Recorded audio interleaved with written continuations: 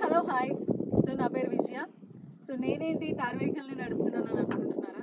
So మనకి regular వెహికల్స్కి అంటే మనం డైలీ డ్రైవ్ చేసే వెహికల్స్కి మనకి కార్ వెహికల్కి చాలా డిఫరెన్స్ ఉంటుంది.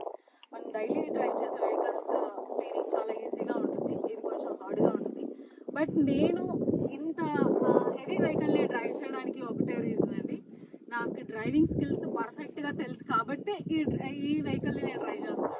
సో దానికి ఒకే ఒక్క కారణం వచ్చేసి మన ప్రగతి డ్రైవింగ్ స్కూల్ అండి.